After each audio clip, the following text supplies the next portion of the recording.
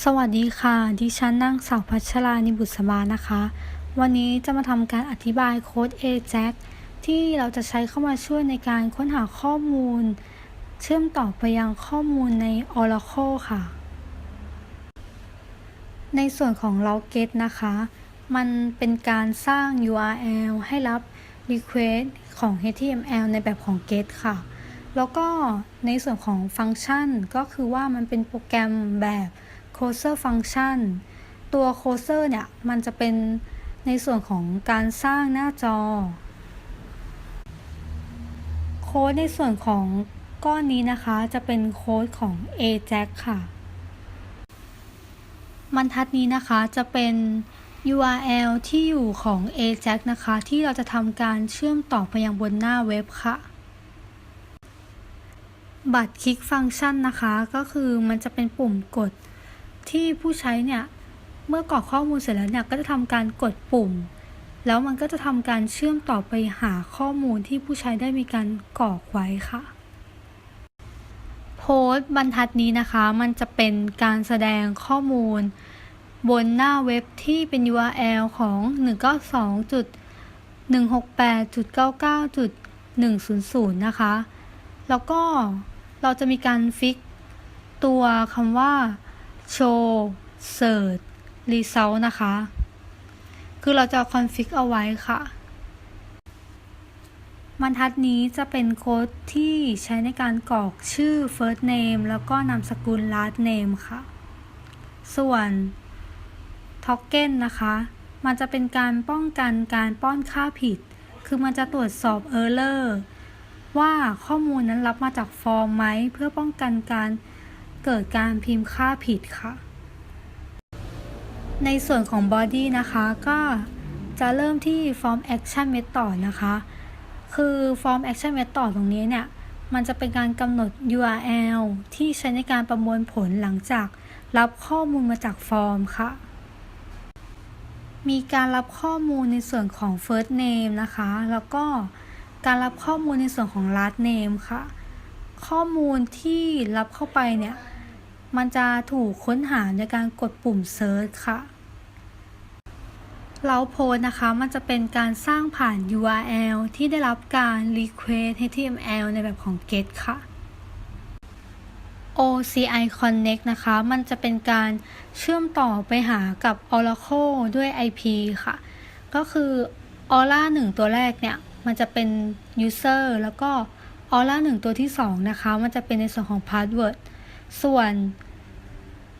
อันนี้จะเป็นหมายเลข IP ที่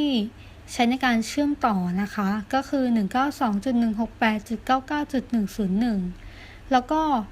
1521เนี่ยจะเป็นพอร์ตค่ะเงื่อนไข if แรกนะคะมันจะเป็นการตรวจสอบว่า first name เนี่ยมันเป็นค่าว่างไหมแล้วก็ตัวของ last name เนี่ยมันว่างไหมโดยมันจะใช้คำสั่งในการค้นหาไปยังข้อมูลในตารางของ employee นะคะใช้คำสั่งเป็น select star from employee where แล้วก็ first name เท่ากับ name เท่ากับ first name จริงไหมจากนั้นก็จะพิมพ์ข้อมูลที่ได้เซิร์ชลงไปนะคะจากตาราง employee ขึ้นมาค่ะ elif ก้อนนี้นะคะมันจะตรวจสอบในส่วนของ last name ค่ะคือมันจะตรวจสอบว่า last name เนี่ยมันไม่เท่ากับค่าว่างจริงไหมแล้วก็ในตัวของ first name เนี่ยมันก็ไม่เป็นค่าว่างจริงไหมถ้ามันจริงมันก็จะแสดงข้อมูลที่เราได้ทำการกรอกลงไปนั้นขึ้นมาแสดงผลค่ะ elif ก้อนที่2นะคะมันจะตรวจสอบในส่วนของ last name ค่ะมันจะตรวจสอบว่า last name เนี่ยมันไม่เป็นค่าว่างจริงไหมแล้วก็ตรวจสอบอีกว่าในตัวของ first name เนี่ยมันเป็นค่าว่างไหมมันจะเชื่อมต่อไปหาข้อมูลด้วยคำสั่ง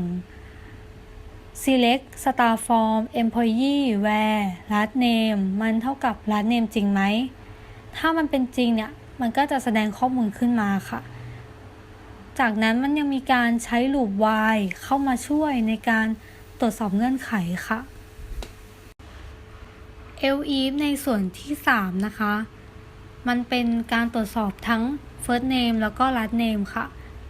จะตรวจสอบว่า first name เนี่ยมันไม่เป็นข้อว่างจริงไหม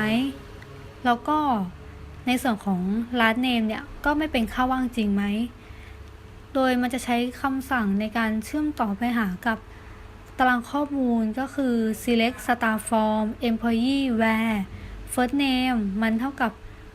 first name จริงไหมและ last name เนี่ยมันก็เท่ากับ last name จริงไหมมันก็จะทำการแสดงในส่วนของ first name แล้วก็ last name ออกมาค่ะ elif ในส่วนสุดท้ายนะคะมันจะตรวจสอบ last name แล้วก็ first name นะคะก็คือจะตรวจสอบว่า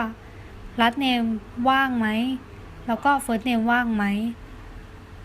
จะใช้คำสั่ง select star form employee นะคะถ้ามันไม่มีการพิมพ์ทั้งชื่อแล้วก็นามสกุลเมื่อเรากดปุ่ม search ไปแล้วเนี่ยมันก็จะแสดงข้อมูลจากตาราง employee ทั้งหมดของทุกๆคนนะคะแสดงขึ้นมาค่ะอันนี้จะเป็นหน้าเว็บที่เราทำการรันขึ้นมานะคะเมื่อเรากดปุ่ม search โดยที่เราไม่ได้กรอกข้อมูลในชื่อแล้วก็นามสกุลนะคะสิ่งที่แสดงผลขึ้นมาก็คือจะเป็นข้อมูลทั้งหมดของพนักงานที่อยู่ในส่วนของ employee ค่ะเราจะลองพิมพ์ชื่อแล้วก็นามสกุลทั้ง2อย่างพร้อมกันดูนะคะเราจะเลือกชื่อของคนที่ชื่อเล็กแล้วก็นามสกุลของคนที่ชื่อเล็กนะคะเราก็จะพบว่ามันจะแสดงข้อมูลของคนชื่อเล็กขึ้นมาค่ะต่อไปเราจะลองเซิร์ชแค่นามสกุลดูนะคะอันนี้เราจะลองใช้นามสกุลของสตีเวนก็คือคิงค่ะจากนั้นก็กดเซิร์ชดูนะคะเราจะพบว่า